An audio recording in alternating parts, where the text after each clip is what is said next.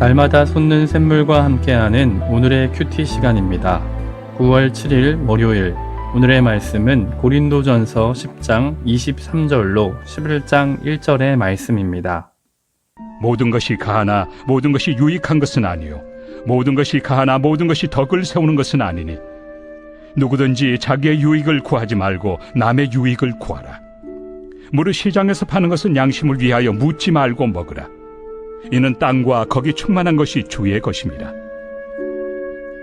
불신자 중 누가 너희를 청할 때 너희가 가고자 하거든 너희 앞에 차려놓은 것은 무엇이든지 양심을 위하여 묻지 말고 먹으라. 누가 너희에게 이것이 재물이라 말하거든 알게 한 자와 그 양심을 위하여 먹지 말라. 내가 말한 양심은 너희의 것이 아니요 남의 것이니 어찌하여 내 자유가 남의 양심으로 말미암아 판단을 받으리요. 만일 내가 감사함으로 참여하면 어찌하여 내가 감사하는 것에 대하여 비방을 받으리요. 그런즉 너희가 먹든지 마시든지 무엇을 하든지 다 하나님의 영광을 위하여 하라. 유대인에게나 헬라인에게나 하나님의 교회에나 거치는 자가 되지 말고 나와 같이 모든 일에 모든 사람을 기쁘게 하여 자신의 유익을 구하지 아니하고 많은 사람의 유익을 구하여 그들로 구원을 받게 하라. 내가 그리스도를 본받는 자가 된 것 같이 너희는 나를 본받는 자가 되라. 새로운 아침입니다. 알룹, 하나님은 부드러운 분이십니다. 바울은 2차 여행 중에 개척한 고린도 교회 가운데 분쟁이 있다는 말을 듣고 그 문제를 해결하기 위해 본 서신을 기록했습니다. 바울은 1장에서 4장까지 교회의 분쟁 문제에 관해 논했고 5장과 6장에서는 성윤리와 재판 문제를 다루었습니다. 그리고 7장과 8장, 그리고 9장에서는 혼인 문제, 우상에 바친 제물 문제, 그리고 바울의 사도권 문제에 관해서 살펴보았습니다. 오늘 본문 10장은 바울의 사도권 논의에 대한 연장선으로 전반부는 그리스도인의 방종에 관해서, 그리고 후반부는 그리스도인의 자유에 관해서 논하고 있습니다. 그리스도인에게는 놀라운 자유가 있습니다. 그 자유는 하나님의 자녀로서 누리는 자유로 세상 사람들과 비교할 수 없는 위대한 특권입니다. 그런데 그 놀라운 특권이 온전히 하나님의 영광을 위해 사용되지 못한다면 그 자유는 결국 방종으로 치우치고 주변 사람들에게 많은 아픔과 상처를 주게 될 수도 있습니다. 바울은 본문을 통해 그리스도인에게 자유가 무엇인지를 전하고자 합니다. 오늘 말씀을 통해 그리스도를 본받는 자가 되어 먹든지 마시든지 무엇을 하든지 하나님의 영광을 위하여 살아가는 저와 여러분들이 될 수 있기를 간절히 소망합니다. 본문 23절은 마치 유명한 시나 잠언과 같이 운율을 맞추며 내용을 표현하고 있습니다. 바울은 모든 것이 가하나라는 표현을 반복하여 사용하면서 자유를 대단히 강조하는 것 같이 느껴집니다. 하지만 바로 그 뒷부분마다 모든 것이 유익한 것은 아니요 모든 것이 덕을 세우는 것은 아니니라고 말하면서 그리스도인의 자유에는 규칙과 제한이 따를 수밖에 없다는 것을 설명하고 있습니다. 바울은 하나님의 자녀로서 그리스도인이 자유를 행사하는 것은 너무나 당연한 것 같지만 그것이 결코 모든 사람들에게 유익한 것은 아니라는 사실을 표현하고 있는 것입니다. 사실 이 표현은 이전에 고린도전서 6장 12절에 한 차례 언급했던 부분입니다. 제가 잠시 읽어드리겠습니다. 모든 것이 내게 가하나 다 유익한 것이 아니요 모든 것이 내게 가하나 내가 무엇에든지 얽매이지 아니하리라. 바울은 고린도전서 6장에서 그리스도인의 성윤리와 재판 문제를 다룰 때 이 표현을 사용했습니다. 그 이유가 무엇입니까? 아이러니하게도 바울은 모든 것이 가하다고 생각하는 고린도 교회의 생각에 대해서 반론을 제기하기 위해 본 구절을 사용했던 것입니다. 바울은 금욕주의와 쾌락주의에 물들어 서로를 물고 헐뜯으며 갈라진 고린도 교회가 피차 세상 법정에 고발까지 하면서 불의를 행하고 다투고 있을 때 고린도 교회 여러분 들으세요. 여러분 말대로 저나 여러분들은 모든 것을 할 수 있습니다. 하지만 그것이 꼭 유익한 것은 아닙니다. 라고 말하는 것입니다. 바울은 그리스도인에게 자유란 고린도 교회가 생각하는 세상 풍조 안에서의 방종이 아니라 그리스도 안에서 지혜와 책임을 가진 자유라는 것을 말하고 있는 것입니다. 바울은 24절을 통해 그리스도인의 자유란 자신을 위한 자유가 아니라 타인의 유익을 구하는 자유라고 설명합니다. 바울은 그의 서신 곳곳에서 그리스도인은 타인을 위해 자유를 사용할 것을 이야기했습니다.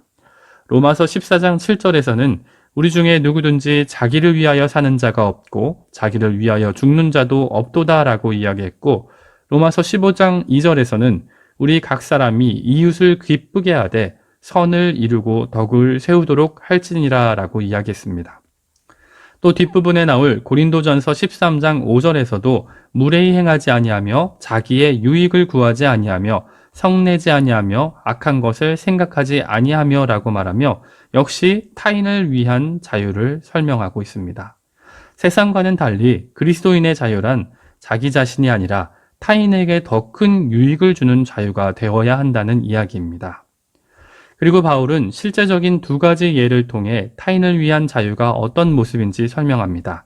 먼저 25절과 26절은 시장에서 파는 것을 먹는 것에 대한 자유를 이야기하고 있고, 27절로 30절은 불신자가 대접할 때 음식을 먹고 먹지 않는 것에 대한 자유를 이야기합니다.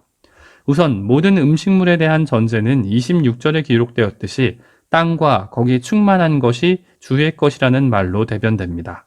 하지만 바울은 그리스도인에게 이 모든 음식을 먹고 마시는 기준이 되는 자유와 양심은 24절에도 기록되었고 29절에도 반복하듯이 자신의 자유와 양심이 아니라 남의 유익과 남의 양심이라고 설명합니다. 당시 고린도 지역 시장에서 파는 음식 중에는 우상 숭배나 황제 숭배 제사로 사용했던 음식들이 뒤섞여 있었기에 그것을 구분하는 것은 매우 힘든 일이었습니다. 그래서 바울은 25절에서 믿음이 약한 자의 양심을 위하여 그저 묻지 말고 먹을 것을 이야기한 것입니다. 또 27절에 불신자의 초대에 따라 식사 대접을 받을 때 역시 자신의 양심대로 남을 정죄하며 판단하는 것이 아니라 신앙이 약한 사람의 양심을 따라서 음식물을 먹거나 먹지 말라고 이야기하는 것입니다. 29절과 30절은 일부 오해를 일으킬 수 있는 구절이기에 그 뜻을 명확히 하는 것이 중요합니다. 29절 하반절에 어찌하여 내 자유가 남의 양심으로 말미암아 판단을 받으리요 라는 구절은 내 자유로 마음껏 하라는 의미가 아닙니다. 그것은 그리스도인의 자유가 남에게 비방을 받는다면 그것이 어찌 자유라고 할 수 있느냐며 반문하는 것입니다. 마찬가지로 30절에 어찌하여 내가 감사하는 것에 대하여 비방을 받으리요 라는 의미도 아무리 감사하는 마음의 초대에 응했을지라도 음식을 먹고 안 먹고의 문제로 약한 자들을 실족하게 하고 비방을 받게 된다면 그것이 어찌 그리스도인의 온전한 자유겠느냐고 질문하고 있는 것입니다. 그리스도인은 이처럼 자기 양심을 위해서 먹고 마시는 사람이 아니라 약한 자의 양심에 따라서 먹고 마시며 살아가는 사람들이란 이야기입니다. 그러면서 바울은 11장 1절에 이렇게 말합니다. 내가 그리스도를 본받는 자가 된 것 같이 너희는 나를 본받는 자가 되라 라고 말입니다. 바울이 고린도 교회에게 자신을 본받으라고 한 부분은 여러 가지로 생각할 수 있겠지만 본문 가운데 바로 그 앞구절 10장 33절의 말씀은 이에 대한 구체적인 설명으로 보입니다. 나와 같이 모든 일에 모든 사람을 기쁘게 하여 자신의 유익을 구하지 아니하고 많은 사람의 유익을 구하여 그들로 구원을 받게 하라. 바울은 고린도 성도들이 바울 자신과 같이 스스로의 유익을 구하지 않고 서로의 유익을 구하며 구원에 이르기를 소망하고 있습니다. 9장과 10장에 이르는 바울의 사도권 문제를 마무리 지으면서 특별히 10장에 그리스도인의 자유와 관련한 소논증을 결론하면서 바울은 그리스도인의 본분을 다음과 같이 전합니다. 31절입니다. 그런즉 너희가 먹든지 마시든지 무엇을 하든지 다 하나님의 영광을 위하여 하라. 바울은 그리스도인이라면 유대인이나 헬라인 그리고 하나님의 교회에도 걸림이 되지 말아야 한다고 표현합니다. 그리스도인은 교회와 세상 가운데 걸림이 되는 행동을 하는 사람들이 아니라는 것입니다. 바울은 무엇을 하든지 하나님의 영광을 위해 자유를 사용하라고 말합니다. 특별히 타인의 유익을 위해서 자유를 사용하라고 말하던 바울이 갑자기 하나님의 영광을 위하여 자유를 사용하라고 말하는 것이 이상하게 들릴 수도 있습니다. 하지만 생각해보면 바울이 그렇게 말한 이유는 당연합니다. 하나님의 영광을 구하는 삶 속에는 타인의 유익을 구하는 자유가 포함되었기 때문입니다. 오늘 말씀을 마무리하고자 합니다. 그리스도인은 죄와 함께 십자가에서 죽고 예수님으로 거듭난 사람들입니다. 그리스도인의 심장 속에서는 예수님만 살아 움직여야 합니다. 그들은 하나님과의 온전한 관계 속에서 하나님을 전심으로 사랑하고 동시에 이웃을 자신의 몸과 같이 사랑할 수밖에 없는 사람들입니다. 그런데 오늘 이 시간까지도 자신의 영광과 유익을 위해 살면서 자신들이 그리스도인이라고 말하는 사람들이 너무나 많다는 사실은 안타까운 일입니다. 자기 자신의 만족을 위하여 살면서 왜곡된 신앙을 가진 채 살아가는 그리스도인들이 너무나 많다는 것입니다. 그리스도인들은 먹든지 마시든지 무엇을 하든지 다 하나님의 영광을 위하여 해야만 합니다. 오늘 말씀을 듣는 저와 여러분도 이 시간 우리의 마음을, 우리의 심장을 그 깊은 곳을 들여다보길 원합니다. 지금 내 안에 살아있고 내 인생을 주관하는 것은 누구입니까? 혹시 여전히 나의 욕심과 교만이 내 인생을 좌지우지하고 있진 않습니까? 아니면 나는 정말 예수 그리스도의 사랑으로 살아가고 있습니까? 오늘 이 새벽 우리는 그리스도를 본받는 자가 되길 소망합니다. 먹든지 마시든지 무엇을 하든지 하나님의 영광을 위하여 살아갈 수 있는 저와 여러분들이 되시기를 간절히 소망합니다. 함께 기도하겠습니다.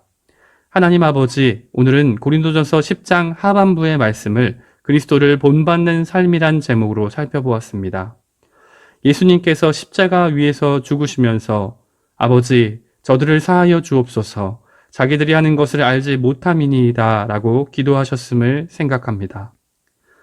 예수님의 삶은 죽기까지 용서하시고 죽기까지 사랑하시며 한 사람이라도 구원에 이르기를 원하는 삶이셨던 것을 이 시간 우리가 다시 한번 생각합니다. 그런데 우리 자신의 삶을 돌아보니 아버지, 우리의 삶은 너무나도 추악하고 비참합니다.